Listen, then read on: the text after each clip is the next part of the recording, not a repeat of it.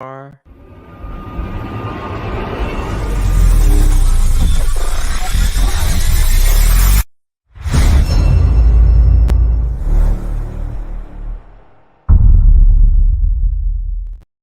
We are live. Sorry, technical difficulties to start the show. Paul Fontaine alongside Jeff Hawkins, and you're here for the Dynamite show. I want to thank you all for joining. If you're watching us live, and if you haven't already, please consider subscribing to the Fight Game Media Patreon. The details are up there on the screen. Jeff, we got word today. I don't know if you saw the tweet that several backstage wrestlers are unhappy about the build to All In.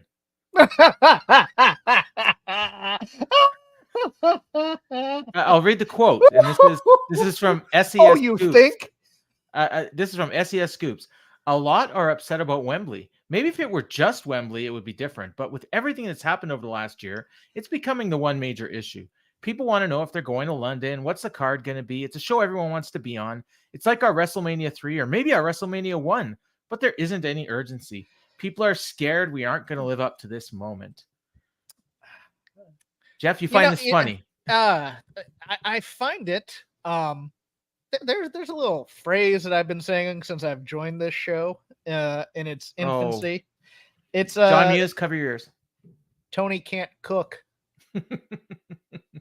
Oh, does John think that Tony can't? No. He just doesn't like the phrase. Like he's not disagreeing with what you're saying. It's just the phrase he doesn't like. Oh, yeah. Well, I'm sorry to John Muse then. Great ingredients. Do you take your apology lessons from CM Punk? Can't cook. Oh well, we'll get into that. I'm gonna have to eat some crow. So all right. Yeah. No, I just mean because he likes. No, it's fine. He doesn't like something I say. That's fine. I got no animus against people who don't like me. Oh, we might have somebody else. We might have some new viewers / listeners. Okay. Can you quickly explain what you mean by cook? It means that he can't build programs very well. That's what I mean. I mean, he has much like a recipe, or say a recipe for success. Yeah. He has great ingredients, but he can't make the soup. He can't put it all together. He doesn't know how to do week-to-week builds. He is a great matchmaker, and the talent that he has is awesome, and they pull off great matches in the ring. And luckily, the ingredients are good enough that the food that the food is good enough that it doesn't even matter. Yes, yeah. but we're getting some sushi.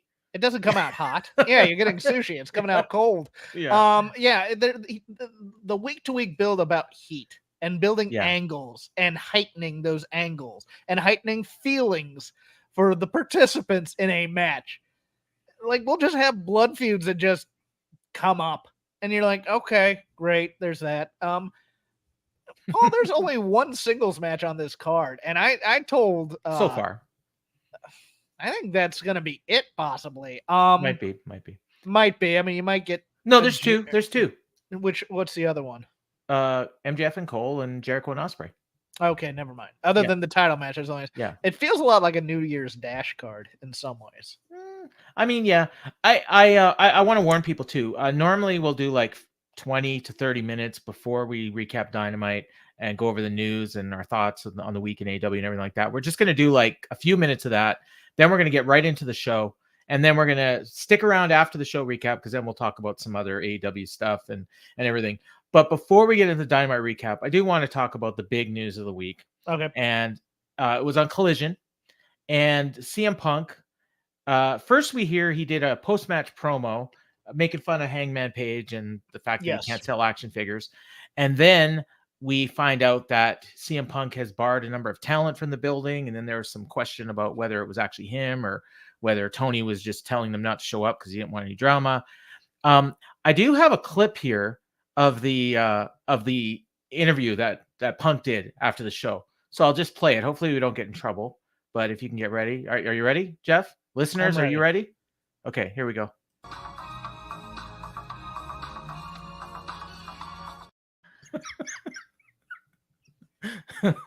I'm already embarrassed enough by this Dynamite tonight. I don't need to be embarrassed by this. for those, that was a callback to last week. Yes. And my Rick. Would you like me to explain what a Rick roll is to you? I think I got it. Okay, I think good. I got it. Good. So yeah. Anyways, Punk. I do not have clips of the promo, but CM Punk. Cliff notes. He basically said that Hangman doesn't sell any toys. Right, and apparently this stemmed from the fact that somebody had a sign in the crowd that was in support of Hangman, and that annoyed Mr. Punk. Mm-hmm. And so he decided to lash out on somebody that he had barred from the building. So would it be able to make a retort? Well, according to him, he had not barred him from the building. He was not supposed. Yeah, he was supposed to do pre-tapes, and then someone called him and said, "You know what? Don't come to the building. We'll just do it off-site." And I think what aired tonight on Dynamite was actually what he was filming. Yeah. Yes. Yeah. So and then also barred from the building were Ryan Nemeth. Yeah. And Christopher Daniels. And Chris Daniels. Yeah. And maybe Isaiah Cassidy. Yeah. And Matt Hardy. Yeah. Yeah. I find it funny that Hangman was given the week off on the week that they were going to announce and do the angle for his match at Wembley. But that's another story. I guess maybe he booked the week off a while ago. Here is where I have to eat a little of it. Okay. Because you've been a staunch defender of Mr. Punk. I've been more defensive of Punk than other podcasters and other people in the wrestling media. I will admit that because I could see Punk getting into a situation and him reacting the wrong way. That was my defense. It's not that, Punk was correct here. It was mostly, I see his point of view a little bit here. I also see his point of view a little bit here as well. Here's the problem with it, though. The part that really turned me off on this one is that apparently he and Ryan Nemeth, who is my Ryan Nemeth number is 2 or 1, depending on how you do it. So I have strong positive feelings about Ryan Nemeth. Fair enough. If you squash a beef and you've shaked hands on it, even if you don't want to use him ever again, if he's there, you don't throw him out. Squashing a beef means you squash the beef. You don't get to be petty anymore. And right now, as much as I love CM Punk and I love his vision of Collision, he's management. He's in his mid-40s. You're talking Daniels or you're talking Punk? I'm talking Punk. He's mostly, gotcha. I mean, he gets to manage his own fiefdom. Gotcha. In some ways. Not officially, but yeah. Not officially, but if you can get the head of talent relations thrown out of the building, you got some pull. You're just because you don't have the title of king doesn't mean you're not king. Yeah. It's time now that you are quote unquote management to grow up and swallow it sometimes, and that's what you have to do as management. I know you probably have a vision of the show that you want. If Ryan Nemeth is sent there by management that's higher than you, even if you don't like him, use him and then say, I'd rather you not send him here anymore. We've had some issues in the past. Well, and the thing is, he doesn't even have to use him. I'm sure he was brought there for Ring of Honor. Yeah. I don't think Punk is involved with. Exactly. This kind of... He wasn't going to be on Collision. Yes, this is not the time. Yeah. And it makes me think of, all those stories you told of Triple H and HBK making fun of him in the back while watching it. And now you're like, what else? The other comparison I bring to this a little bit here is Chevy Chase. Oh, on SNL? Late stage Chevy Chase, like Community. Oh, yeah. Where he was just, he's a comedy legend. Yeah. And nobody can stand him anymore. They did a roast of him on Comedy Central, and they couldn't get anybody who knew him to come on there because they didn't like him that much. So they got a bunch of comedians, and Chevy Chase spent the night going, who are these guys? I don't know who they are. They're not funny. Oh. You are in your mid-40s. Again, I will say this. I know that you have never had the chance to live your dream, which is to headline WrestleMania, the biggest event in professional wrestling. You are now a general on the other side in the army there. It is time to help your younger troops. It is not the time to settle scores. And I know that, I mean, I get the urge where it's like, now it's payback time. And no, it is not. It is the time to eat your pride a little bit. Yeah. And to foster a good show and to be successful and to gather around the common enemy that is the company that's calling you a secondary company. That exactly. Is and the fact is it's the biggest show of all time. They're going to sell more tickets to this show coming up than any show in history. And yet all anyone is talking about is CM Punk. Yes, he sucks the oxygen out of the room. It was 3 weeks ago he did a speech, promo, I should say, on Collision, where he basically made fun of Tony Khan for not hyping up All In enough. Yes. And questioning whether or not he's even going to be on the card. And since then, ironically enough, there's been an angle going on where Joe is trying to get a match with him and he won't talk to him. So I don't know if it's supposed to be irony. I'll throw out a little bit of maybe he's a little bitter that he's not top lining this card too. Well, here you go. Yeah, okay. Dennis Owens says the funny thing is if he held it together, he could have headlined a show bigger than any Mania so far. Yes. I mean, I don't think. Well, you know what? I want you to say that Punk and Joe, if they did it right, I mean, maybe. I think he's just basically saying Punk versus MJF or Punk. By the way, that's probably another. That's probably another singles match that we're going to get on All In. They haven't announced it yet, but you mean All Out? I think it's gonna be on All In. You think it's gonna be on All Out? MJF and Punk? No. Punk and Joe.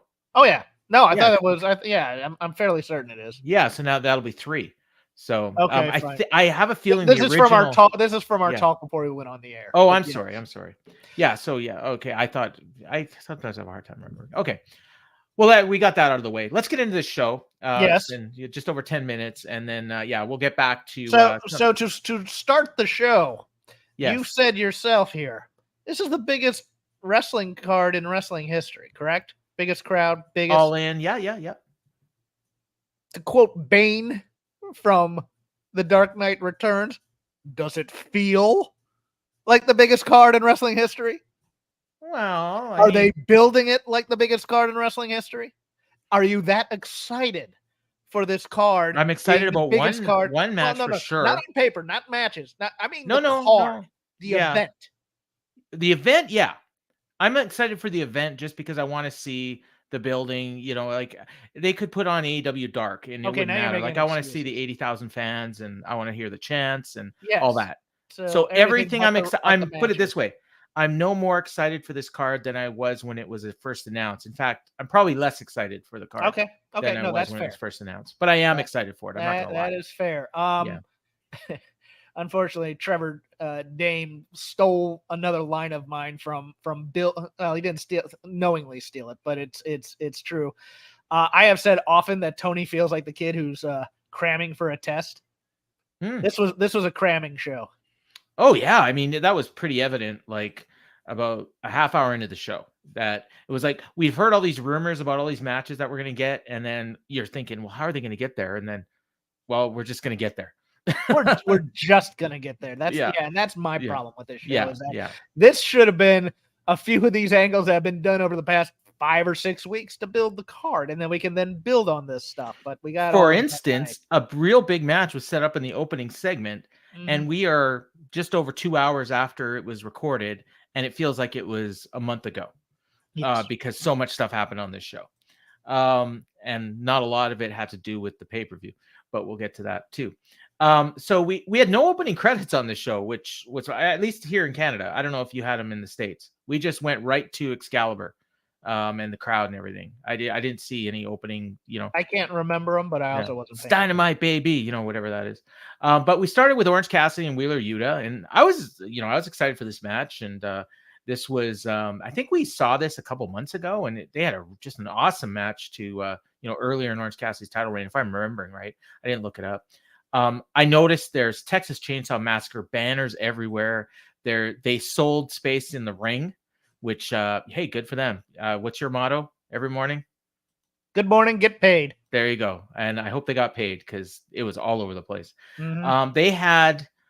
This was not as good as the first time. If they even had a first one, and I'm sure if I'm wrong, somebody's going to correct me, but it was fine. It was good. Just your standard, Orange Cassidy, Wheeler Yuta match. Orange looked a little slow. He might have been. He's probably a little worn down. He's been, or just selling that he's worn down because he's been defending his belt for 9 months or however long it's been. He hit the paradigm shift with Moxley and Claudio at ringside just to kind of taunt Moxley, because I think we're heading to a Moxley Orange Cassidy singles match, probably at All Out would be my guess. And then he hit the orange punch, but he's selling his hand. Yuta put him in the seatbelt. Orange Cassidy kicked out, and then he reversed the pile driver and just stacked him up for the pin. And it was a match. We got a pile driver on the floor. Yeah, we did. Yeah, I mean, we got time. I wrote that down. It was on the ramp, actually. I really wanted Yuta to be a little bit more, a little less wrestlery and a little more gym class bully here. Yeah. And that's all because especially with the promo they did on Rampage. Yes. Set it up. Yeah. Yes. No, and that's the reason why. It's like, okay, we're gonna have a fight. Even Orange Cassidy actually, he actually cut a promo. He didn't just do his whatever. Yeah. Because this is personal with the best friends, and I kind of like that. Yeah. I kind of like that edge to it, and then it's just like, okay, they just kind of did a wrestling match, and it was good. Yeah, it was fine. So then after the match, the Blackpool Combat Club comes in and attacks Orange, so it's 3-on-1, and best friends wandered out to make the save. Of course, they waited for their music and they posed a bit, and then they came down. They ran down, and now it's 3-on-3, but because Orange was down, the Blackpool Combat Club quickly took over. So then out come the Lucha Bros with Alex, and now we're 6-on-3 baby faces. And they took their sweet time to get down there as well. It gave Blackpool Combat Club time to grab some chairs. Lucha Brothers they weren't even in their gear. They were in jeans and no shirt. They kind of looked a little different. Oh, we had to hype them up for the run-in during the music. Yeah, exactly. Yeah. Oh yeah, he's doing the hype thing. He's like, come on, everybody, cheer for us before we go to the ring to save our friends from this vicious beating. So it's 6-on-3 now, but still not enough for the baby faces. So out comes Eddie Kingston, and Claudio attacked him on the ramp. Eddie gets past him. They eventually chased off the Blackpool Combat Club. Eddie grabs a mic. He says, "Wembley Stadium, boys, all in, boys, us against you and whoever you can find in a stadium stampede match." So the rumored match was the 3-on-3, and it was going to be Eddie, Orange Cassidy, and a partner against Blackpool Combat Club. Now it's going to be Eddie, Orange Cassidy, the best friends, the Lucha Bros against Blackpool Combat Club and 3 mystery partners. And everyone they've ever been aligned with is taken, so I don't know who they're going to get, but this feels like, say, the Mighty Don't Kneel. Maybe. Sabers, Haste, and Nichols. That's possible. I like this would be a fine place to put Suzuki. Jeremy Feinstein, the resident New Japan expert who won the post wrestling G1 contest. Shout out to Speaking of Strong Style on this network. So he suggests Santana and Ortiz and possibly Shooter. Okay, I'm fine with that. I think Shooter's a given. Santana Ortiz, hey, why not? I mean, Shooter, Suzuki, and Lance Archer, I could see. I mean, Suzuki's I think they're bringing in people from New Japan for this. Could be. I mean, they're all there for the Rev Pro card and some of the other cards that are there that weekend. So, I mean, they can literally get just about. Obviously, this is where you debut Mickey James. Nick Aldis. But yeah, I like that suggestion from Jeremy Santana, and Jeremy's already proven to be a great prognosticator, so you can take Jeremy's word for it. And Samantha Shipman from the Powerbomb Shells agrees with him. She thinks the same, as one should. One should always agree with Jeremy Feinstein, and one should always agree with the Powerbomb Shells. Yes. So that was a good segment, and honestly, like, that is the match at this moment I'm most looking forward to on the card.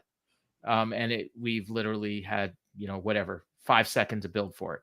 Yeah, with Eddie, challenging them, and then as soon as it's Stadium Stampede. So, I mean, I don't know if it's going to be cinematic, if they're going to pre-tape it, or if they're just going to do it through the stadium. I mean, it's going to. I'll put another possibility out there just for craps and giggles. As a make good for being on 0 hour, maybe this is where we put some United Empire people too. Yeah, possibly. I mean, Jeff Cobb. Cobb and Aussie Open wouldn't be. Well, they're baby faces, but I guess it works because Osprey's a heel now. So, okay. Yeah. So yeah, I mean, Aaron Hanare, you know, I just think we're getting some guests that the Wembley crowd might like. Yeah. So in that sense, yeah, who you're suggesting kind of works. We'll find out. I'm sure we won't find out until All In, and we're gonna have a bunch of fun stuff for All In that we'll be announcing in the next week or so that we'll be doing on the Viking Media channel. So just stay tuned, and I'm sure Garrett will set up an update for people on the Patreon. Next we went to an interview that was taped earlier today at Daly's Place. This thing. Jim Ross with Kenny Omega. Okay, I'm going to tell you something. I'm watching this and I'm like, oh my God, the acting here. And JR just looks like, what? Like he's usually great in these things and he looked confused. He looked old and everything. By the end of the show, like this was one of the best things on the show. And that's not saying this segment was any good. It's just, it went downhill. So basically Kenny says Callis was a close family friend. He never had any friends. Don gave him his first weight set and vials of things that he didn't know what they were. So I guess Don was like drugging him up so he could be a star athlete. He was grooming him basically. He said he was guided and molded to be the best athlete he could be. And then Jim Ross says, sounds like you're trying to justify it because he stabbed you in the head with a screwdriver. And then Kenny says, well, you know, you can't choose your family. I'm trying to move on. I don't want to focus on revenge. And he says, and then me and Takeshita go way back. And they show highlights of a match with a much smaller Takeshita, who is clearly on the same drug plan that Kenny Omega was on. Because, man, this Takeshita they showed in these highlights, like, there's no way I would have known it was the same guy because he's like 100 pounds smaller. And then he says, Callis shows a guy that would hurt me. He said, Don, you got a new cash cow. I'm going to take him away from you. And then Callis shows up and he interrupts the interview. And he questioned Kenny's mental health. And then before Kenny can say anything, he gets attacked from behind by Takeshita, Jay Robinson, and Juice. JR just kind of stands up. They do a camera pan to him, and he's got this look on his face like... We'll get into this. Yeah. Long story short, they laid him out. He gets taken to the hospital. And then we'll get more later. But tell me about your thoughts on this. Oh, dear Lord. This was a pre-tape. Yes, it was. And they let this be the final cut. That's the most shocking part of this to me, because this was god-awful. It was better than the MJF Cole thing. Not in the ring, but the out. No, the pre-tape. I'll agree with you on that one. Yeah. But Kenny Omega stinks on a promo. All you need to do. My problem with Kenny is kind of the same as when you listen to him on interviews with Wrestling Observer Radio, where it's just so put upon at times, and you're just like, well, yes, and you know the endearingness, which is just, dude, all you gotta do is be real right here. That's all you need is don't act here. Actually, just have some feeling that right there. I'm glad you brought that up, because when he's on Observer Radio, like, you can tell, like, he's thinking about what he's going to say. Yes. He's got a different tone. And this felt like that to me in this. Is okay, what would working me say right now? Yeah. Okay, here we go. You know, that kind of a thing. And it comes off so phony to me. Yeah. And then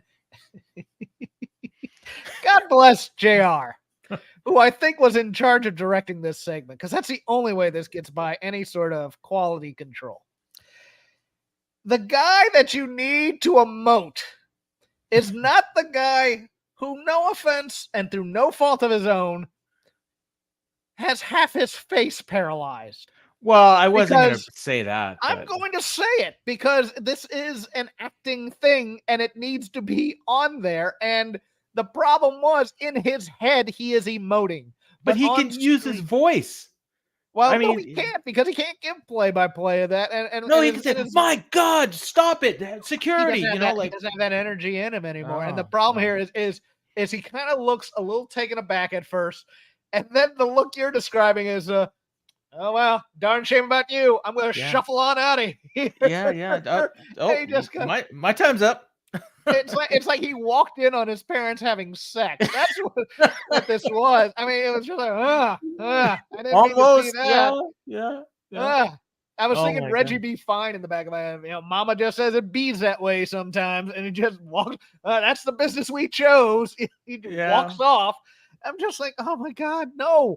They didn't need to show JR at all. They just could have shown him like running away in the background. Run away. Or someone like security takes him away or something. Yeah, some people coming to protect JR and taking him off screen. That's all you needed here. And instead we get the off look, and you're just like, no. Yeah. Because he's he actually looked him up and down, it looked like too. Like, damn shame.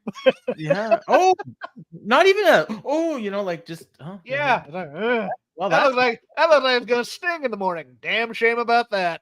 Yeah. So we go to the hospital. Mom, why are you yelling, Mom? We go to the hospital, which looks suspiciously like the outside of the whatever building Hangman was barred from on Saturday night. And Hangman's there, and he's got a beer, and he says, if you're gonna do a beatdown, you got to do a good beatdown. If you're gonna start a beatdown, you better finish it. He said he was outside of the hospital, but there's no way that he's outside of the hospital. He said, in London, I'm gonna have two of my greatest friends and tag partners, or two of Kenny's greatest friends and tag partners, Hangman and Kota Ibushi. And in London at Wembley Stadium, we'll finish the beatdown. And some dude comes up and tells Hangman he can't drink a beer in a hospital. And then he just chugged the beer right in front of him. And I'm outside a hospital, genius. Can't you see? Yeah, well, he was outside of an arena. I'm pretty darn sure. I mean, that looks. I'm not even sure he was drinking a beer. It looked like a seltzer to me, but that's could have been. Well, maybe a White Claw. No. I could have told you it was a White Claw. Okay. White Claw. Yeah, but but that was your setup. That was your reveal for the Golden Elite reuniting. It's I don't know, Sam. I don't think JR. Maybe he's gonna call Punk's match. Maybe, I don't know. Can we not sell the beatdown and go, I hope Kenny is okay enough to be at All In? Can we do that? No. He was at home by the end of the night, because at the end of the thing they said he was at home recovering. So they released him from the hospital. He's okay. Oh, on his own recognizance. Okay. I guess so, yeah, because they mentioned didn't keep him overnight for observation after getting hit in the head. No, of course not. He got clunked a couple times. So we go back to the arena, and of course that was a pre-tape. So we're in the arena, and all we hear is booing, and I'm like, what's going on? Like, I thought Tony Schiavone was in there, because they did a wide shot of the arena. Boy, they really hated Ibushi in that blood and guts match, didn't they? Yeah. No, it was Don Callis, and there's conveniently a picture set up, but it's covered. So that was a key plot point, and anybody that's watched TV knew something was up with that picture. But Off's picture. Yeah. Crowd's giving him the Dom treatment. He calls out Jericho, because of course Jericho's gonna give an answer. And Jericho, he says he was betrayed by Kenny Omega. I watched what the Jericho Appreciation side did to you. I feel so bad. Chris says, yeah, you know what? They all left me. But I don't join factions. I create them. And after last week, the answer to you is obvious. And my answer, do I want to be part of the Callis family? He says, yes. And Don is like shocked, and he sold the shock really well. Yes. And Jericho says, I'll tell you why. When they walked out on me, I need to go back to my roots. I need to align with the man who's as low as I am. So the answer is yes. They hug. Callis is thrilled. He says, let's go drink some Broadway Dry and beat up some rednecks. And Jericho says, before we go, what's up with that picture? And Callis is like, oh, don't worry about it. I'll get it sent to you. It's another picture of you, me, and Bad News. Don't worry about it. Let's go. And Jericho goes, no, I want to see it. And of course, something's going on here. And crowd's chanting, or no, sorry, I skipped ahead of myself here. He says, Cal says, what house do you want? Essentially, no, I want to see it now. So he reveals he takes off the cover of the picture, and it's a painting of Callis holding Jericho's head. Basically, he's beheaded. And the crowd chants, you fucked up at Callis. And Callis like, it's a rib. And he says, did you think I was going to say no? Were you going to behead me over a business decision? And Callis is like, and he says, the artist's fault. I told him to do a picture of you, me, and Bad News, and this is what he gave me. I'm going to fire him. And then Jericho says, I've known you since 1989. I know when you're lying. So just please be straight with me, you scumbag lowlife. And he says, tell me the truth. Be a man. So Callis says, you're right. I didn't think you were going to say yes, not because it wasn't the best opportunity. I thought you'd say no because of your massive ego. These two guys are just like burying each other. It's great. He says, I've known you for 34 years and it's always been about Jericho. Yes, I thought you'd make a stupid decision and say no. And in a business full of egomaniacs, you're the greatest at that. You're a narcissist egomaniac and you don't deserve to be part of the Callis family. And then Jericho fires back. He says, 3 years ago, you weren't in the business. No one cared. You're here because of me and still no one cares. And this is why you lost everything. You lost your family. You lost Omega. You have no friends. You've messed up every personal relationship you have. You're a lowlife, a worm, a piece of trash, and an asshole. And then Callis slaps him, and then he starts to apologize, and Jericho grabbed him by the neck. And then, of course, that's when Takeshita showed up with a chair. But Jericho fought him off, and then Will Ospreay showed up out of nowhere and blindsided him, nailed him with a chair. Jericho bladed. Ospreay and Takeshita held him up. Callis broke the picture over his head, and you're expecting shattered glass. All you heard was a thump. Oh, no, this was plastic. Yeah. And I think Jericho got cut again, legit, from whatever this was. Like this. Oh, no, you can get cut on that stuff. I have movie posters at home. Because it didn't even shatter, really. Like it probably cracked. Yeah. It was bad. And Excalibur's selling it like there's shattered glass. Like he's saying, oh, that glass shattered all over his head. And I'm like, no, dude, I watched it. So look, we know Punk won't use glass on his show. No, exactly. Yeah. So Sammy Guevara made the save with Floyd. And that was that. So that was nice consistency from last week because Sammy did say, I'm not leaving you yet. Yeah. And so they made a save. So I think we'll get a tag match at some point down the road, maybe even at All Out. But the singles match is going to be Takeshita and Ospreay. It surprised me a little bit. I thought, the picture I thought was going to be the picture of whatever the Callis family was going to be, and then Jericho looking and go, oh, why aren't I in there? Kind of like the list of Jericho. Why is my name on here? Type of a thing. Good call. And then I was watching, and as they were going really hard into calling each other scumbags, Jason brought up a great point. He says you're going to assassinate me, which was a reference to Ospreay, who's the aerial assassin. Yeah, and there was also the callback to him offering his services to Ospreay right before the Kenny match. Remember? Yeah. Oh, yeah. Sorry, my bad. I might have said Takeshita and Ospreay. It's obviously Jericho and Ospreay. No. I thought they were going so hard into the "you're a scumbag." I thought they were going to come to a mutual agreement and hug, and then eventually, turn on him a bit. Again. Yeah, it was. I thought it was good. Like, it was rushed. It was fine, but and they can be excused for being rushed because obviously, none of these guys from Japan were available until this weekend. Because of the G1. Yeah, but on the other hand, they should have had at least a week where he was part of the family, and that picture was looming. If this was the only one of these on the show, it would be a lot easier to just But it was like every single thing they set up was just boom, boom, boom. Like there's nothing that led to any of this. Like this was probably the best one, like with a backstory, in terms of. Yeah, no, I'm not. I just think they needed that week for Jericho to have made his bed. Oh yeah. And then to get hoisted on his own petard, and then maybe get a little sympathy where you go, oh, he trusted his friend, and his friend. But at least this way, he's a sympathetic babyface. That's true too. Yeah. And Sammy got a hell of a pop. He did. That was probably the biggest pop of the night so far. Yeah. When he came out. So yeah, good segment, I thought. Next we got a video package for Jack Perry and Hook. And Perry says he's bragging about beating RVD, and he says I'm the best FTW champion, but the only thing better than being the best champion is being the last one. So next week I'm going to retire the FTW championship on Dynamite because there's nothing better than being the last. And Taz was very upset by this, and so I assume we're probably going to see Hook next week, and we're going to get Hook and Jack Perry either at All In or All Out. Thought this was simple and to the point. I liked it. Yeah, it was fine. Thank God we're not getting. And we edited Jack Perry. Thank goodness. Yeah. No, it was. Yeah, Jack Perry was good. Yeah. Next we got Darby, Allin, and Nick Wayne against the Gates of Agony. I was really looking forward to this one. I just thought, it's going to be like, 15 minutes of the Gates of Agony tossing these guys around and making their great babyface comebacks and eventually overcoming the odds. And we kind of got like a half of that. Like it was, it was less than 50 minutes. I didn't time it or anything, but Gates of Agony attacked them on the way to the ring, and then Swerve came out with Fox. Fox is still carrying around Wayne's bloody tank top. And yeah, it was just a bunch of spots where, they were, both Darby and Wayne would basically attack them 1-on-2. And the only way they ever got the advantage was when the guys ran into each other or they ducked out of the way or something. Eventually, Nick Wayne drop kicked Khan into a backside pin from Darby. Then the heels took advantage. They tried a double corner splash. The babyfaces escaped. Wayne hit him with Wayne gave the Samoan a run off the apron. Then he hit Wayne's World on Khan, and Darby hit him with a coffin drop, and they got the win. So that was that. At this point, I ask a question.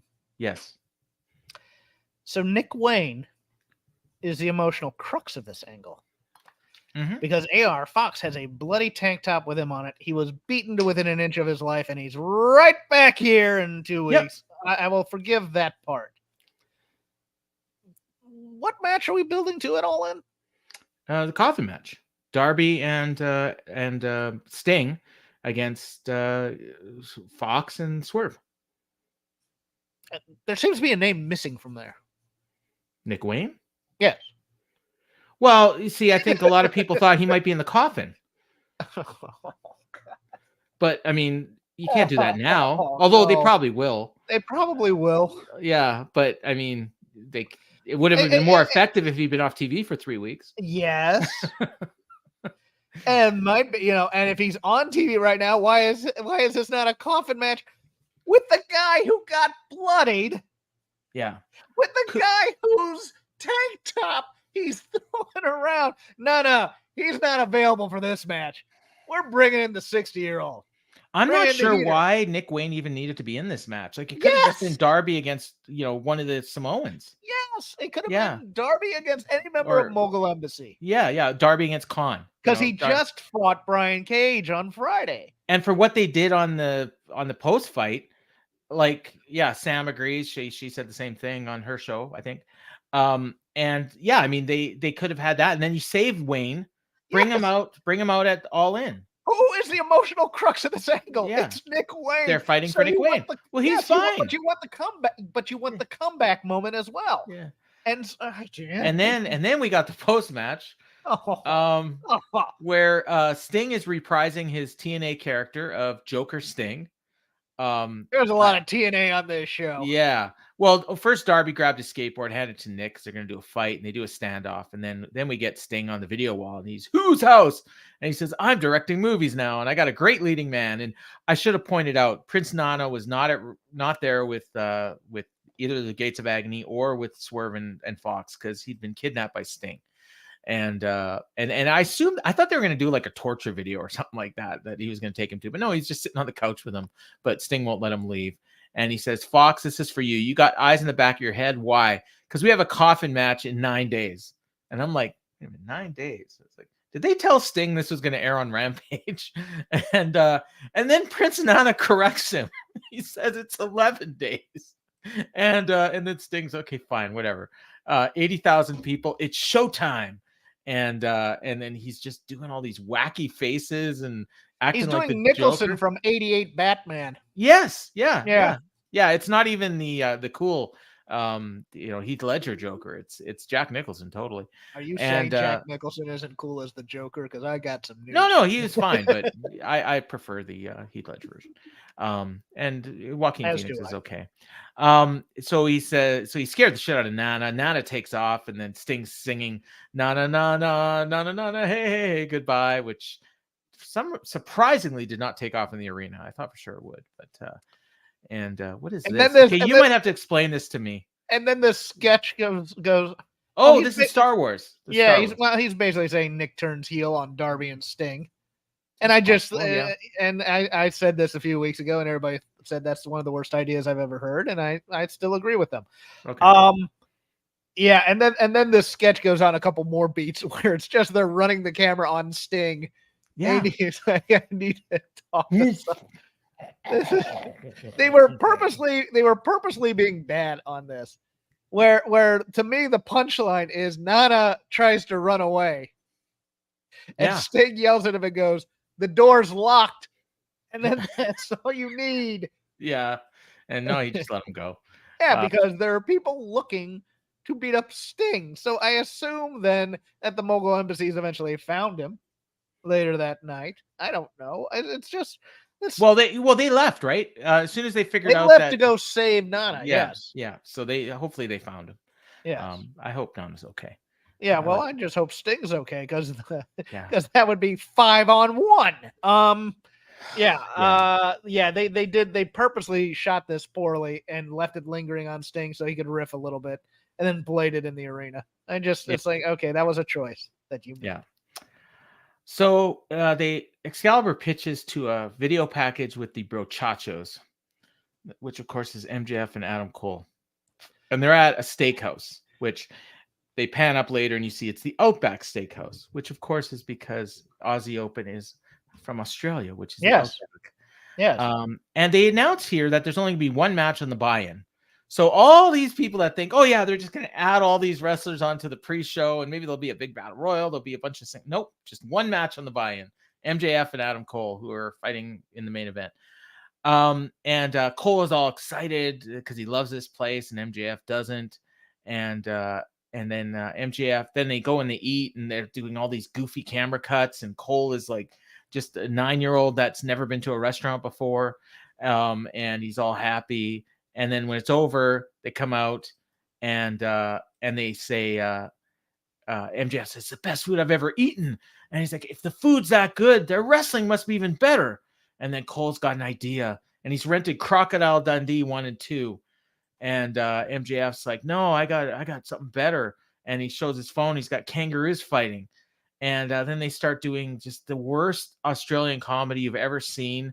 They leave a crocodile in the hallway and MJF's trying to get him to do a crocodile kick. They double clothesline some stagehand into a pool. And then you hear Tony Khan from his office screaming at them and they call him into the office and they're yelling at him. You can't just go around nailing office people, blah, blah, blah. He's like, and ironically enough, you pointed this out that the MJF is, or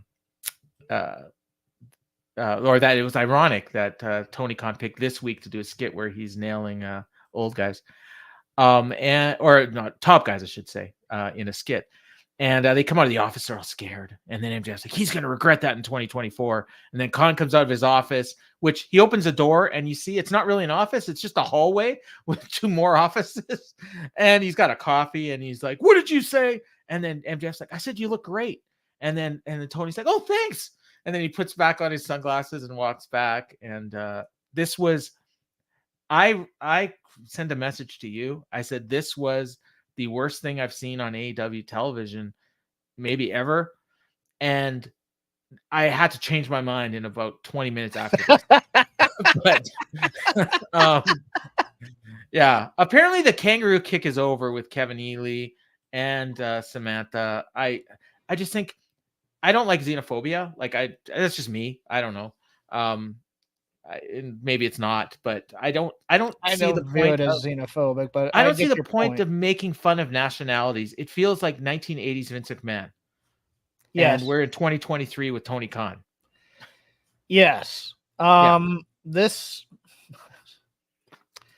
was bad for a number of reasons. Number one, I don't want my main event crew doing this. Okay.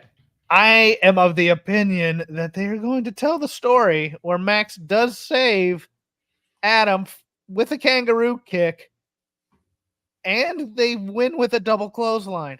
I am almost positive that these two are going to be your Ring of Honor tag team champions by the end of this 0 hour by doing the comedy stuff.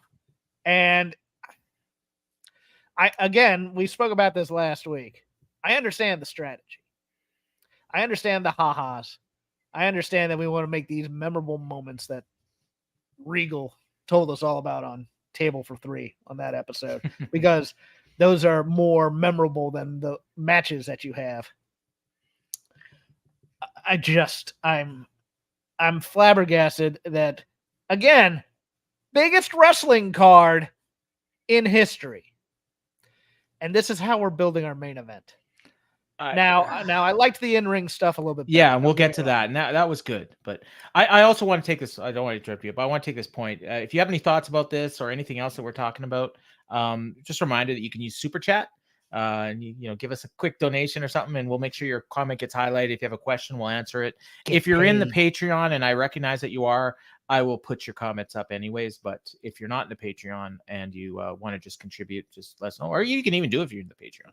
But sorry, Jeff, back to you. Crocodile Dundee, and they forget about the glare on the light that's going to come on the DVD. That was always Kevin and I can switch filmmaking techniques, that things that drive you nuts in terms of just staging something. DVDs.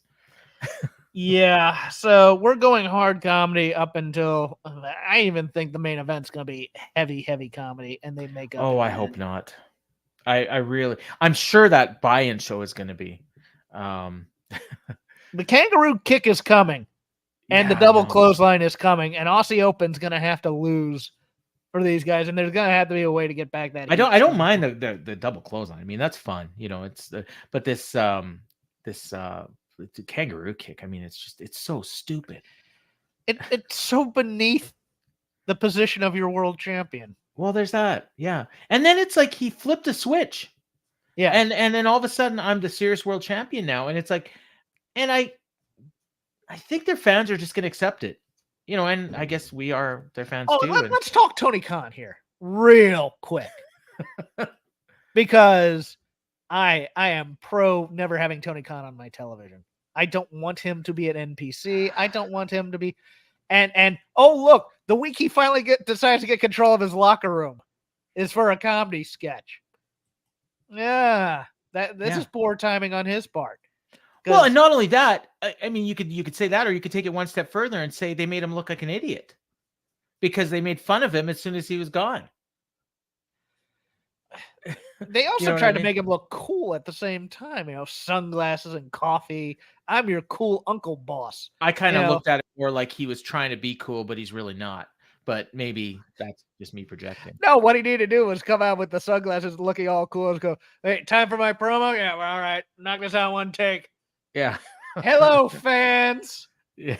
His acting was better. Excited. Yeah. It was better here than it was the last time we saw him. I mean, yeah, because he's basically mocking himself. He was like, and the yelling he was doing in the thing, like it sounded like what we imagine Vince probably sounds like. Yeah. He knew the camera was off, so he let go and didn't try and act, which is great. Outback Jack debuted in 1987, and here we are still doing it. Thank you. What we need is a slap. Anthony mentions I'm cool. I really am. Thank you, Anthony. I'm a cool grandpa. I'm gonna leave that up there. We should make that instead of ROH historian. Yeah, cool grandpa.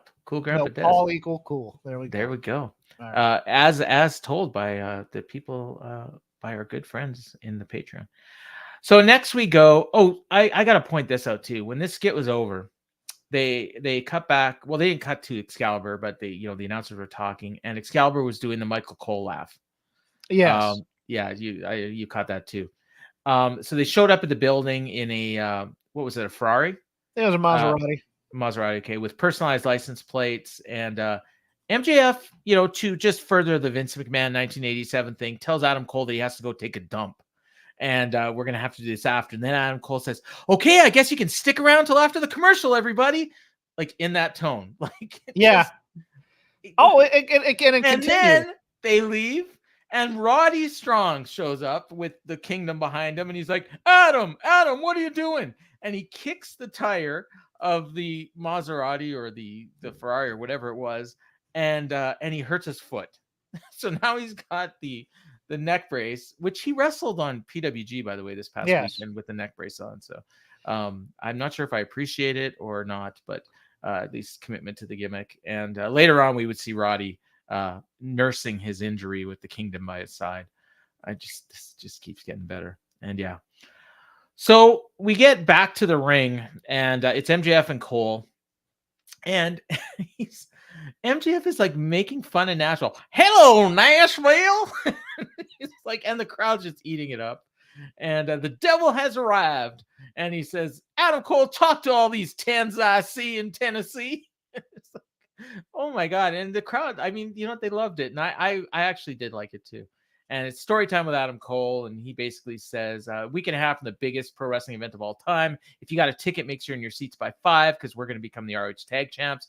And we're going to do it with, and then MJF interrupts him, a kangaroo kick, baby. And the fans chanted kangaroo kick. And he did his stupid little walk. And Cole says, no, we're going to win with a double clothesline. He said, but that's not the only match that night. In the main event, it's Adam Cole and MJF for the world championship. And the crowd, okay, I want to stop here. The crowd gave a mixed reaction. And this is what I've been saying about this. Mm-hmm. The crowd is really into MJF and Adam Cole. I don't think they're really into the idea of seeing them fight each other. And it's the main event. And I've seen people say, well, it's the main event and it's the hot angle and blah, blah. And it's like, every time I've asked them, who are you rooting for? Nobody has an answer. Like, nobody wants to see either of these guys lose. Nobody cares who comes out of this a champion. All they care about is who turns on who. And I don't think I don't even think they're going to get that. I think they want to see them try and out trick each other and then hug it out at the end. Yeah, exactly. But they don't really want to see, like, I think probably at deep down they want to see MJF win. I don't think they want a match between these two. Yeah. And it's the main event of the biggest wrestling show of all time. I think they want to see a lot of set pieces. Yeah. Well, so it's kind of like a WWE, like with the Bloodline, but the difference there is you went into every one of these shows like, oh my God, we want Drew McIntyre to win at the Castle. Are we going to get mid-match promos and monologues? That's the question. Oh my God, I hope not. I mean, they'll be good, but yeah. So I just, this is when it struck me when the fans just gave that mixed reaction to Cole saying that. Yeah. So he says, it's the most important match of my life. 9 months ago, I was told I was never going to wrestle again. Fast forward to now, I'm in the main event of the biggest pro wrestling show of all time, challenging for the most prestigious prize in our sport. And I'm doing it with one of my best friends. I thought that was a key. And MJF says he looks like he's going to, I wrote down, he looked like he's going to tear up. And he said, this match is important for my legacy. I've been at the top for 15 years. Every company I've been in, I've broken records with my championship reigns. The match with Max solidifies that legacy, not just being in the match, but winning the match. And the crowd booed that. And he said, Max, I love you, but I need to win this match more than you can ever imagine. I'm telling you, out of love, the second that bell rings, I'll do anything and everything I have to do to win the title. It's a really good promo, I thought. And Max answered him and he said, great story. Too bad mine's better. And he said, who's ready for story time with the MJF baby? I think that's what he said. Or maybe he said the devil. MJF baby. Baby, yeah. And he said, when I first got into the sport, my first day in the academy, I wrote down 2 dream opponents, Cody Rhodes and Adam Cole, baby. Fast forward the year 2018. For 1 year, I've had a Dodge Ram truck. I put 90,000 miles on it, busting my ass to make a name for myself. And then a little birdie tells me in 2018, there's going to be a show run by the Elite in Chicago. Biggest show outside of WWE in decades, called Allin. I shot my shot. I DM'd Cody and said, you don't know me. I don't know you. And you don't owe me a damn thing. But if you give me the opportunity, I won't disappoint you. Time went by. It got closer and closer. I finally got an answer. Kid, you're all in. He said that was the biggest night and the biggest opportunity in my career. I didn't win, but I opened a pay-per-view I had no business being on. I turned some heads, including Tony Khan. After that match, he offered me a contract for All Elite Wrestling. Fact of the matter, if there's no All In, there's no MJF, and that's a fact. And he says, fast forward to 2023, I went from being an unknown, scratched my way up from the undercard to become a generational talent. Devil himself, the best to ever do it, and the AEW World Champion. Crowd's chanting for him. Now, once again, I'm looking at an opportunity to be on a show called All In. Biggest opportunity in my career in front of the biggest crowd in history against my dream opponent and my best friend. Not one of my best friends, my best friend. This means so much to me. This will go down in history as a main event, the biggest show of all time, but it doesn't mean everything to me. Only one thing means everything to me, and that's Triple B, because it's not just a title. The fans are chanting Triple B. Symbolizes my blood, sweat, tears, my hard work, my hours of training, standing in front of a TV set, studying tape till my eyes bleed to obtain this. And if you think that just because I'm your butt, I'm going to lay down, you're out of your goddamn mind. I love you like a brother, but a win at Wembley will make me legendary, and I'm going to beat you because no one is on the level of the devil. I'll stop there. There's more, but do you have any thoughts so far, or do you want me to keep going? No, I liked this a lot. It's one of those things where after watching that promo, I wish they weren't doing the tag match on the pre-show. Just right, separate them for a while and then maybe bring them back together, kind of a thing. Because I agree with that sentiment right there. With the both. Kevin says All In will end with a hug after a long match. It starts with comedy and gets serious, probably. Yeah, I mean, there's gonna be the double Eddie spot with the chairs, probably, and Bryce will be the Bryce will be the ref, I assume. So yeah, you gotta get some comedy in there. But the promo was so good that it's like I don't want the Aussie Open tag match anymore. I just want these two to build up to their match where they're both just saying, I will do anything to win. I will, I'm going to hate you once that bell rings. That's all I want is a little bit more hate in my wrestling. The only thing I could think of for this tag match is it has to have something to play into the main event. Otherwise, why do it here? Why not just wait until Chicago to do it? Because it's what they're going to do is they're going to do I think what they're going to do. This is what I think. Because I thought there might be a turn on that pre-show. I think it's going to be the duck above the water. It's going to look, everything's calm. Everything's fine. Oh, yeah. They're on the same page, et cetera, et cetera. And then when you get to the main event, then they're going to be backstabbing each other for 20 minutes. I think Adam Cole's going to be not feeling well and be not able to wrestle in that match. And Aussie Open's actually going to retain. And then he's going to show up afterwards. That's a hell of an idea. Yeah, and show up afterwards and be like, oh, you know what? Like the doctor, he cleared me for the main event. I wasn't cleared in time for the tag match, but I'll be there for the main event. So you think Adam Cole does that or MJF does that? Adam Cole. Because it sounds more like something MJF would do. Well, exactly. It sounds like something MJF would do, but Adam Cole will do it first. So I don't know. But that's a little cheesy, but I don't want to see Aussie Open lose the ROH. Yes, and as Damien points out in our chat, and somebody else pointed out on Twitter, was word for word from the Austin promo before he went up against The Rock. Right, and he churned. Yeah. So, so then Cole so says, are we getting Tony Khan as Vince McMahon? Oh God, I hope not. But yeah, like maybe he's gonna say, "Oh, I had to do it before you left. I couldn't have you leaving with the title." So anyway, Cole says, "May the best man win." MJF says, "I have a feeling the best man will win," and then he says, "Because I'm better than you, and you know it." And then Adam Cole says, "I'm pretty sure you knew AEW World Champion. His name is Adam Cole, baby." And then they get attacked by Aussie Open, and I noted that it's nice that Aussie Open waited till they were done their promo before attacking. Very polite gentleman. Yeah, and I guess they weren't offended by the Australian they didn't stuff. think it was xenophobia. Bronson Reed did though. Okay. But of course, Bronson Reed doesn't cash a paycheck from Tony Khan. And they tried to double close on Davis, but he bagged out. MJF was about to do the kangaroo kick, but Davis pulled the Kyle Fletcher out. They bailed. Cole standing beside MJF like he's going to super kick him, and then MJF turned around and Cole backed off. And I thought this was interesting because we got the exact same thing later in the main event, but which we'll get to. I don't know why they needed to do it here. Crowd chanted for them to hug it out. They do. I was watching to see if Cole was going to do the stabbing motion. I didn't see it, so I don't think so. I will give credit that they put a button on the punchline where the Kingdom's watching this, and Roddy has an ice bag on his foot. Yes, I thought that was absolutely. Nice. Yeah. That was my next note actually. Roddy and the Kingdom are watching backstage. Strong is icing his foot. I hope he injures a few more body parts before they body cast. I want Roddy Strong in a body cast. Yeah, the simp Roddy Strong. Which Garrett was so excited because he's been calling him a simp on the Fight Game podcast for weeks, and then MJF used the line, so clearly he listens to the Fight Game podcast. Obviously, yeah. We pitched to Remarkable Renee with a bloody Chris Jericho, and Renee's in like an all white outfit. I was sure she was going to get blood on it, but she didn't. I mean, you'd think Renee would know better than to wear white with the guy she's married to, but she didn't get any blood on her outfit. She told Jericho told Ospreay, if you wanted a match, you didn't have to attack me. He said this match was going to happen in 2021 if at the Tokyo Dome, if not for the pandemic. He said, so at Wembley Stadium in your home turf, one of the greatest of all time versus another one of the greatest of all times, Jericho and Ospreay at All In. I'm going to make you bleed and I'm going to drink your blood.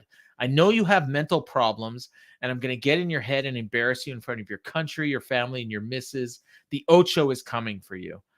This promo is fine. I didn't like him bringing up the mental issues, but they do it in Japan too, so I guess it's fair game. Does Will Ospreay have known mental issues? Oh, yeah. Okay. Yeah, like real life and storyline. They play it up in storyline, but in real life too, like he's, like he's in his own head in a lot of cases. Got it. Yeah. So, does Jericho debut a new character? Oh, no doubt. I'm really fascinated by Drinking blood. I'm thinking vampire character. Here I'm we go. wondering how are they going to do this? Because Callis is going to be with Osprey, and Callis is a total heel, and Osprey is going to have to be a massive babyface at Wembley, right? But Jericho is Jericho, and they're going to be singing his song, and I don't know who the babyface and heel are going to be, but I have to think they're probably going to cheer Osprey. I don't know. It's a good point. I think Callis helps that matter, and I think Callis screws Jericho. Yeah. Dennis thinks we're just gonna get the Painmaker again. That's fine. I don't get this reference from Kevin.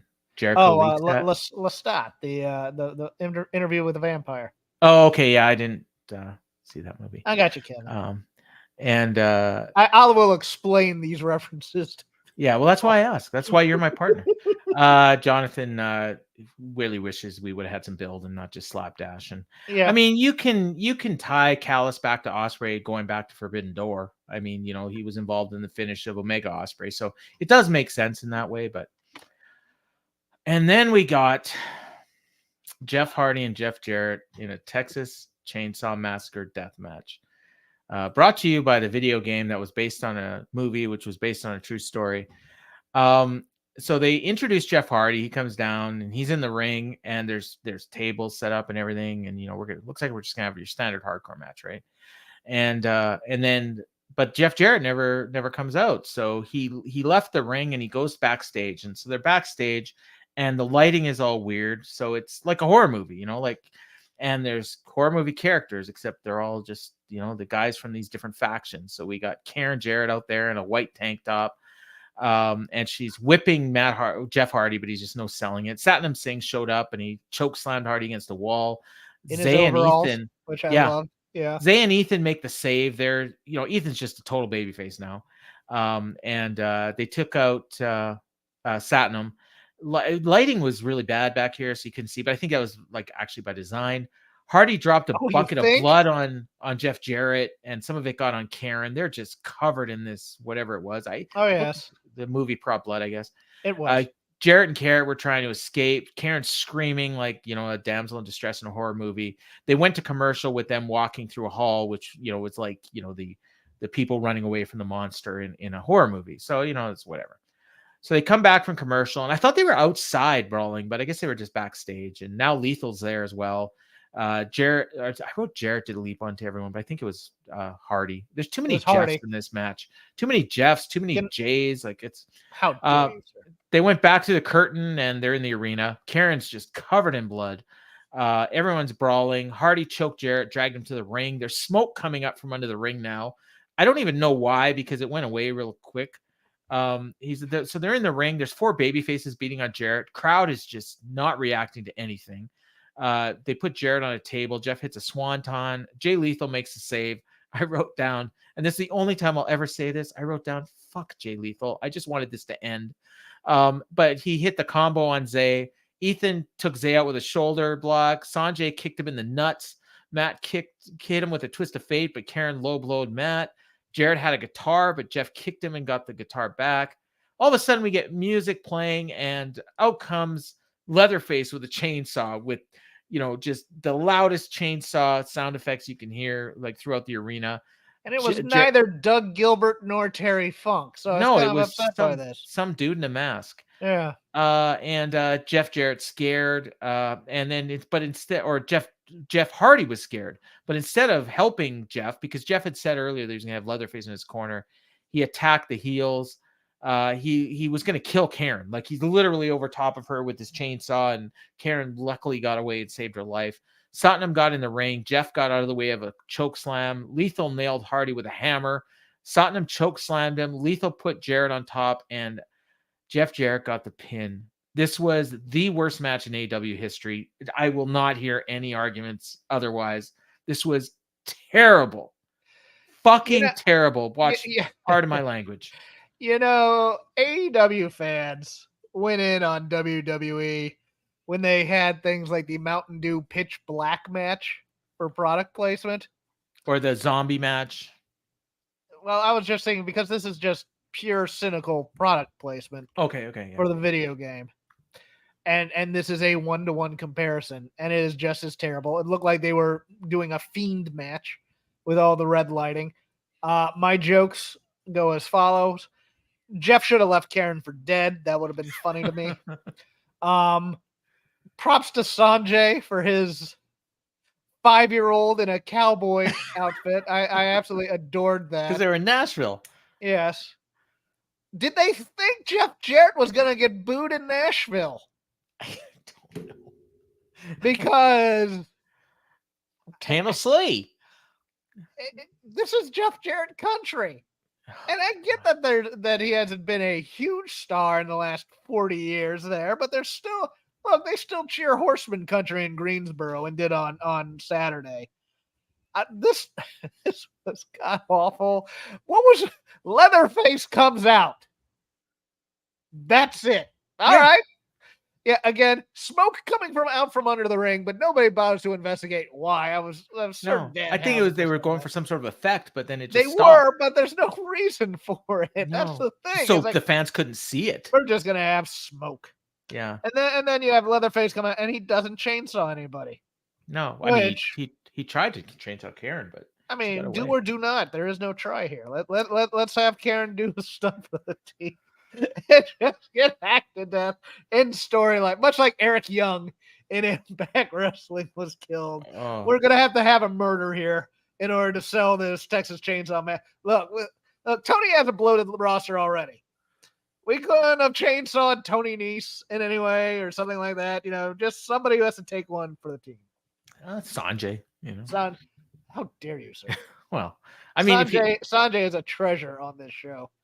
But this is also what I expect every Jeff Jarrett match to be from now on. Like the concession brawl, I like the concession brawl. Just old men hitting each other with crap. And I'm here for this. I mean, this was so unrepentantly stupid that by the time it got around to it, I was liking it. That's what I'm frightened about. I never got there. I think this was terrible, and it became so terrible, I started to enjoy the terrible. I will say the one part when I was starting to kind of get into it a little bit was when I figured out what they were doing with the hallway and the lighting and everything. But then when they went back to the ring, it was just, oh my God. Like, it was. We needed more. We needed a car that wouldn't start. We need to have two teenagers having sex that get impaled. It was every TNA Asylum era main event with Jeff Jarrett that I've ever seen. They had a title. They have a leather.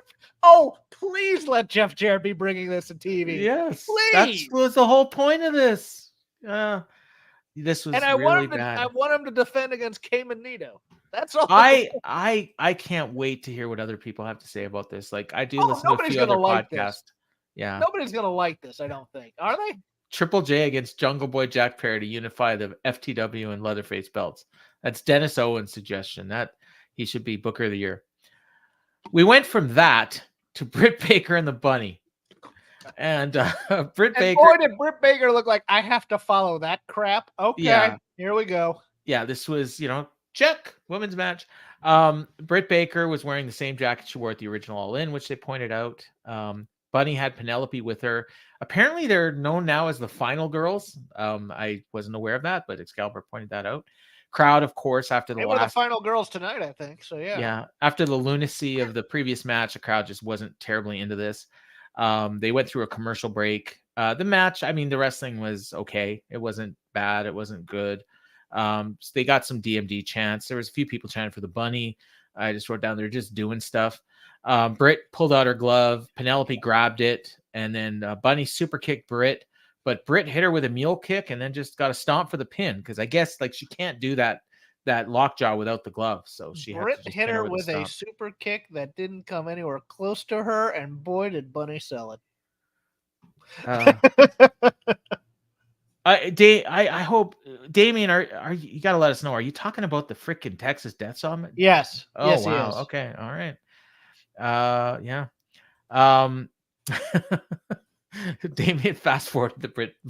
So now you and Damien need to have an argument about what was the worst match tonight, Texas Chainsaw or Britt. No, I mean, honestly, this was. I didn't mind it. It was fine. I like Penelope and the Bunny. I mean, it was probably the worst match on the show besides that, but I mean, it wasn't noticeably worse than anything else. No, it was not. No, I mean, even the Gates of Agony match was nothing. I mean, it was, it was fine, but it wasn't really there. And we need to get Britt into this 4-way. Yeah, so Britt's in the 4-way. It's Britt and Sheeta and Toni Storm. And I was hoping for a Britt promo, and I thought we were going to get one, and we didn't get one. I was kind of disappointed by that. And they could have. It seemed like they could have. So the selling thing here is there's one current champion, 2 former champions, and one of the greatest women's wrestlers of all time, which, in case you don't realize, they're talking about Saraya. Oh, okay. Yeah. A pioneer in the women's division. I'm going to leave that up there for a few seconds. So we got our rundown we get our rundown, you know how we did? Well, you know how Excalibur always does the rundown of Collision, Dynamite, whatever big cards are coming up. Apparently there's no matches on Rampage this week. There's no matches on Collision, although there is. I mean, I think they announced something last week, but I think Darby is wrestling Christian for Luchasaurus's title, or maybe it's not for Luchasaurus's title. But then 0 Hour. So there's like 5 shows between now and London. But the next thing that they promoted was 0 Hour, Aussie Open against MJF and Cole for the Ring of Honor tag team titles. The All-In pay-per-view on August 28th or 27th. Stadium Stampede 6-on-6. The Blackpool Combat Club and 3 partners against Lucha Bros, Best Friends, Orange Cassidy, and Eddie Kingston. Jericho and Ospreay. The Golden Elite, Omega, Page, and Ibushi against Takeshita and the BCG, the Bullet Club Gold. Yeah. MJF and Adam Cole for the AEW World Title. Kind of weird that they just kind of put that in the middle rather than as the main event, although it is the main event. FTR and the Bucks. Darby and Sting against Swerve and AR Fox in a coffin match. Britt and Saraya and Storm and Sheeta for the AEW Women's Title. Kind of interesting that it's a really heavy Dynamite card. Not a lot of Collision wrestlers on there, but maybe we're gonna get more matches. I assume we're gonna get the Collision matches on Collision. I think we're gonna get Punk and Joe, but I can't think of anyone else that we're gonna get. Starks is suspended, so he's not on the card. House of Black. Yeah, maybe. Yeah, House of Black against the Acclaimed and somebody. Acclaimed and Billy, probably. Okay. We got highlights. Well, speaking of which, we got highlights of the Collision from a month ago when Billy Gunn's retirement aired, and we got the promo from the Acclaimed saying they were going to love him and miss him. And the Acclaimed in action, and they showed 2 opponents. They didn't name them. They did their promo, the rap on the way to the ring, and he called them big hair. He reminded them of bald-headed penises. Yes. And he said they were going to get locked down like President Trump. And before the match started, the lights went out, and Excalibur was worried Leatherface was back. But when the lights came back on, the jobbers were gone, and House of Black were there. They just beat the crap out of the Acclaimed. This went on forever. They bladed, I think, Caster. And I think it might have been legit because Buddy was using his chain, and I think he nailed him hard way. And crowd was chanting for Daddy Ass. Julia grabbed Billy's boots and they gave him to Malachi Black, and that was it. I guess just to kind of tease that probably crowd was chanting for Daddy Ass, but he never showed up. So he's coming for his boot. Coming for his boots and try to save his boys, I guess. Yes. Yeah. And speaking of his boys, they were in the main event of this wonderful wrestling show against the Young Bucks. And that was next. The Bucks attacked them during their entrance. The announcers were selling that this was payback for the Black. Oh God, there's too many BCs in this. The Bullet Club Gold attacking Kenny Omega earlier. They took control. They just had a match. The crowd was really into the Bucks, and they didn't like the Guns and chanting ass boys and all this stuff. They were like 3 minutes left in the show, and Tony Schiavone pointed out that Tony Khan is announced that they're going to let this go as long as they have to because of how important this is to the Maui Food Bank. And I'd never mentioned it at all, but I should point out this was Fight for the Fallen, and the proceeds were going to the Maui Food Bank for the victims of the Maui, was it floods or fire? Oh no, wildfires. Yeah. Sorry. I should know that. But it's like, because of how important. Did they ever do a heavy push for any toll-free calls or anything that they did say there's an address that you could donate to, but I don't understand how the result of this match is so important to the Maui relief fund. But I wonder maybe it was a telethon that I wasn't aware of, and and if depending on who wins, they get more money. I'm not exactly sure, but anyways, did you notice Nick's bald spot? I never noticed it before. I don't know if it's getting bad, but there's a couple spots when they focus on him from behind, and he's got quite the bald spot coming up here. Paul, I'm a bald man. Of course I know. I know. Okay. So anyways, they did the 310 to Yuma on Matt, but then Nick saved with a double foot stomp. Austin tagged in and did a famouser. He rolled up Matt with an O'Connor roll, but Matt reversed it, and Nick helped him cheat to win. And that was your finish. That was certainly a finish that happened on this show. In addition to this is nice. Yeah. Tony Khan announced after the show that all the money from the Texas Chainsaw Massacre sponsorship would go to the Maui Relief Fund. So, and all the concessions that everybody left to go get during that match. And they probably got a lot of money for that. Yeah, I hope so. Yeah. The Bucks jump the guns prior to the match. They did. And then they win by cheating. Damien's 5-year-old son has figured out pro wrestling. He asked if the Bucks were bad guys because they jumped the Bucks during their entrance, and then they cheated to win. Yes, well, sometimes young 5-year-old Damien's son, whose name I can't remember right now. Sometimes we have blood feuds where people are so angry they can't wait to get into the match. That wasn't this either. No. That was such a stupid end. And then we get this beat down for just continue. I'll talk about it in a sec. What? No, that's okay. Well, we got the beat down. We got the beat down. We get the beat down, and it extends, and then we have to get FTR's music before they make the save. So that they get a pop, and then they do the same thing that Adam Cole did to MJF. Yeah, look like they're gonna jump him, and then nope, stand straight up. The exact same thing. Yeah, which I mean, you do it once on either here or there, but you don't need to do it both times. And not only that, but the idea is that we now have, for the World Tag Team titles and the World title, we have friends wrestling each other. I wouldn't say that they're friends, though. Well, why'd they save them? Because the sanctity of this match is so important to our legacy. Was there no other baby faces in the back that could have saved them? FTR should have hit them with chairs. That would have made me far more interested in this match. Yeah, right? I want some heat. I don't care about mutual respect. I'm so tired of this Ring of Honor crap. I just want wrestling. And wrestling is people who don't like each other hitting each other with stuff. That's what I want. I was actually at this match, and I thought the same thing, actually. Twan Mack points out, like, Cody cheated to win against Finn on Monday at Raw in Winnipeg. Briefcase to the face when the ref wasn't looking. They don't know how to make faces anymore in all of wrestling, especially North America. Well, because they made faces. Jason brings up a good point. The black, oh my God. Bullet Club Gold is feuded with FTR. Jay and Juice have been feuding, so that's why FTR. Yeah. It's almost going hard the other way against stupid babyface syndrome when they cheat, and it's like, well, they tried to cheat us, so we cheated them right back. That can be used occasionally. Yeah. And when you've been getting screwed time and time and time again, and then the good guy cheats because now it's payback and it's earned karma. This was not that. No. But, I mean, there is the professional respect between the FTR and the Bucks. But I think Jason's nailed it, though. It was more probably about Jay and Juice than helping the Bucks. Yeah.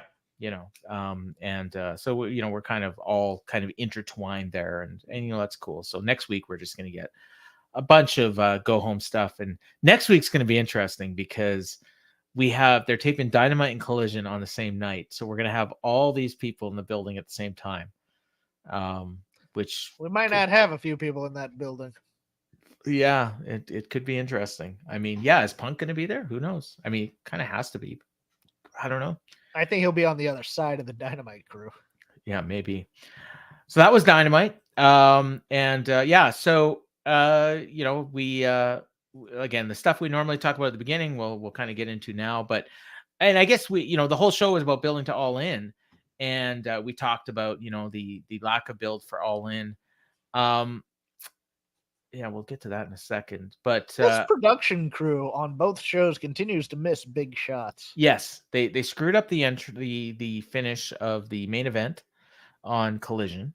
Yes, which and I want to get your thoughts on Collision in a second. But yeah, that was Samoa Joe attacked CM Punk on the outside while FTR was in the ring with House of Black. Do you notice they forgot about the open house? What are those? The rules? House rules. Yeah, they forgot about them again. So there was like a couple weeks ago when they had a match and they didn't do it, and I thought, oh god, they just got rid of it. And then they did another match and they had it when it was Action Andretti and Darius Martin and whoever their partner, Lee Johnson, or somebody. And they did it there, but there it was like, oh, Julia Hart's banned from ringside. And then in the main event of Collision, they just had no house rules. But yeah, they missed that. And there was another big one they had just missed, the Moxley, right? Yes. Yeah. So yeah, that's I don't know. I think they got a lot on their plate. What do you think of Collision? I like Collision. Okay, and I knew you would because that's your kind of show. Yes. Squash matches and promos. Yes. Yeah. That's all I wanted in wrestling. That's all I need. Main event. Just build me to the big cards and I'll get there, man. I agree in principle, but if you're going to do that, I want your squash matches to be shorter and give us more of them. Yes, I don't need people getting I don't need Brock Anderson getting anything. No, and I don't need, God bless Boulder and Bronson.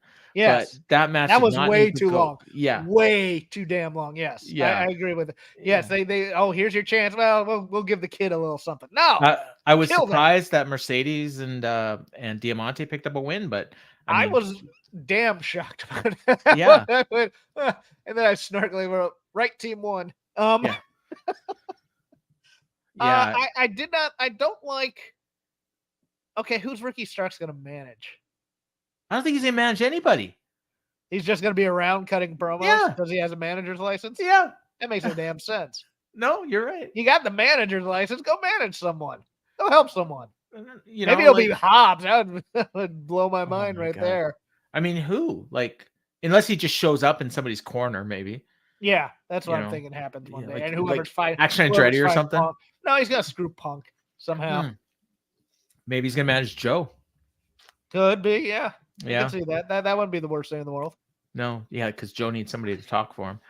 I have started to somehow love this Powerhouse Hobbs and QT Lucha Libre champion now, QT Marshall. That has to be the match at All Out, doesn't it? Which? Hobbs and QT. No, it's going to be Hobbs and Miro. Okay. Oh, no, that's right. They on there. Yeah. But I think what's going to eventually happen, I think they're going to go. I don't think we're going to get a winner. This is all swerve, though. This is all a swerve to get back to that whole stable being right back where we started from. Oh, no. I think we're going to get Powerhouse and Miro as a team. Oh. Yeah. Oh! Now you have piqued my curiosity. Yeah. And they'll start by taking out QT's crew, and then they'll move on to FTR. But he just destroyed him with a spine buster. You think this becomes a mutual respect team? Yeah. They'll do like a 15-minute match where they just beat the shit out of each other, and we don't even get a winner. And then it's because the QT crew interferes, and then Hobbs gets mad at that, and so they both just start beating them up. Yeah. Okay. And it's the same way. It's the same way. Ciampa and Gargano. The team, right? Yeah. They feuded with each other, and Birch and who are those? Birch and Lorcan.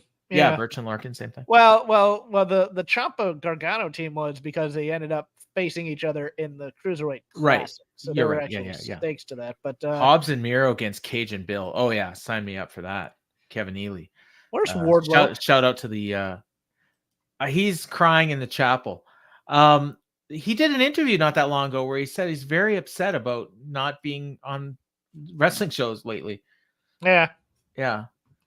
Oh, that'd be the Hobbs and Miro and Cage and Bill. Oh, hose me. Yes, give me that, please. Dennis did confirm that. Well, I said it was a Ferrari, not a Maserati that Roddy had. Okay, well, I said Maserati. Yeah, and I think I was just going. It was a rental. How about that? There we go. Yeah.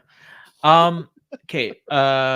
And Rampage was Rampage. I think I don't even remember it. I didn't watch Rampage. So long ago. I did. I don't think I don't remember it being bad or anything. I just it was a show. Who does Harley Cameron end up with? I saw someone suggest Cage and Bill, and I kind of like that. Right. Or the Acclaimed.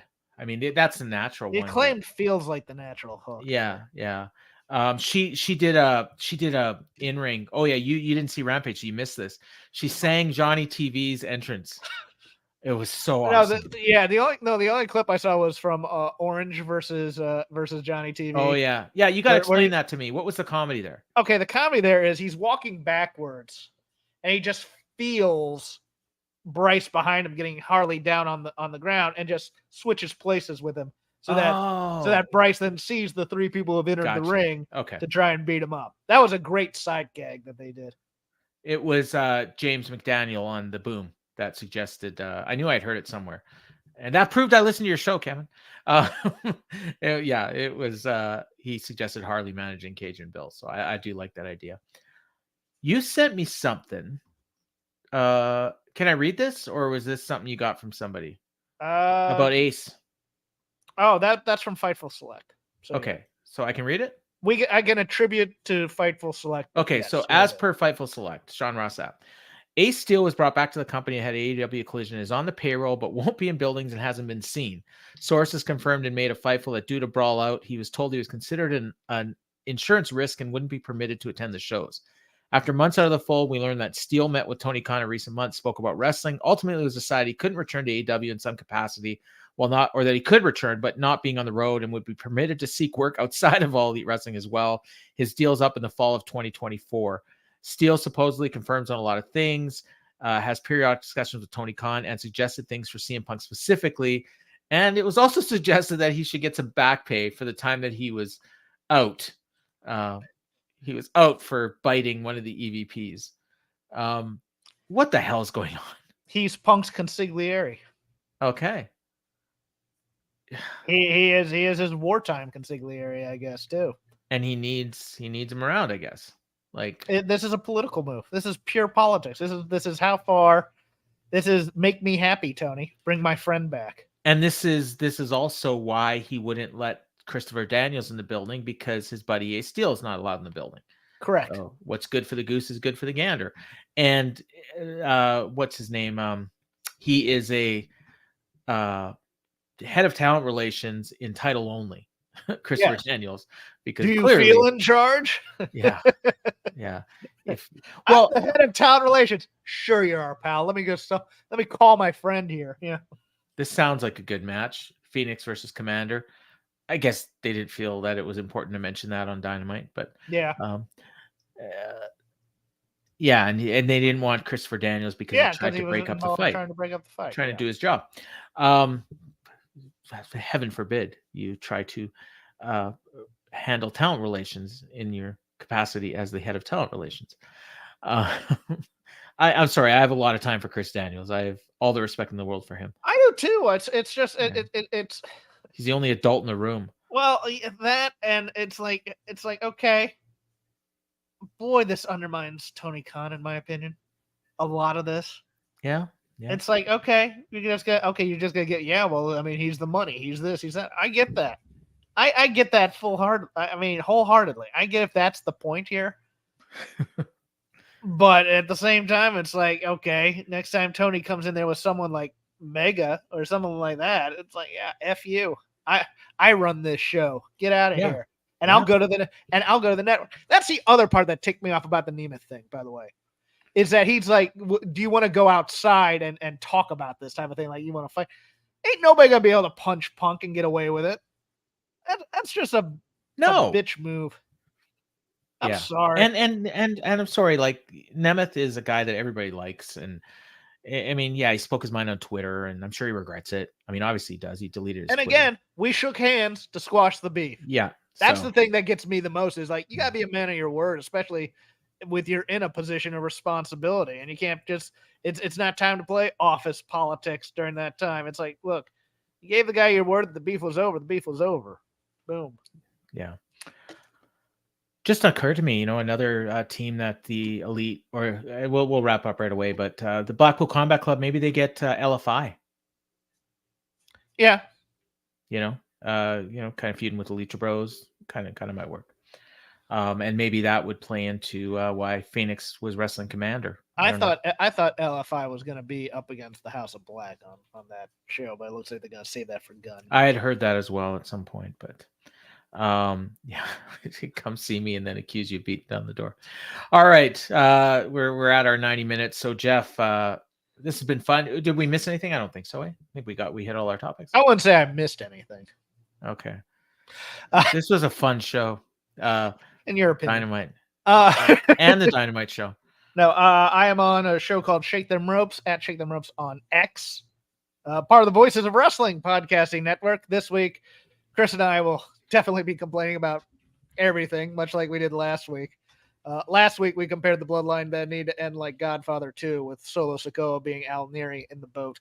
And I am going to be doing another show with Jarrett sometime in the near future, and I believe I heard about that. Is it Scott fun. Young that's with me? I think so. Yeah, from the rap about Survivor Series 91 and this Tuesday in Texas. So the last time a North American company tried to run 2 pay-per-views within a week of each other. Yes. Yeah. And I'm going to be doing a show. I may be wrong on this. I think I'm doing a post UFC show with Garrett this week, but maybe not. I'm not quite sure, but either way, Ryan, Frederick, and I will be back next week to recap UFC 292 with 2 big title fights, and then I'll be back here with Jeff next week. I don't think I have anything else going on. No rap appearances booked or anything, but we're ramping up for next week's gonna be the go home for All In and all in. I guess not All Out. Might be the stay home. Yeah, I am looking forward to All In. I can't lie.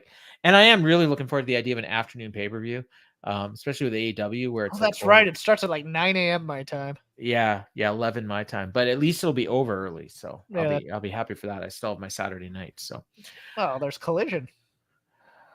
Oh no, it's Sunday. Never mind. It's not even Sunday. Oh, that's good. You know what? I bet you I'm going to be like tuning in on Saturday morning expecting a pay-per-view, and then it's actually going to be Sunday. But yes, next Sunday, All In, and we'll have some fight game content. So just stay tuned for that. So for Jeff, and for everyone that joined us in the chat, I really appreciate it. You made the show move along, and I hope you all enjoyed it. We enjoyed having you here. So for Jeff, I've been Paul, and this has been the Dynamite Show.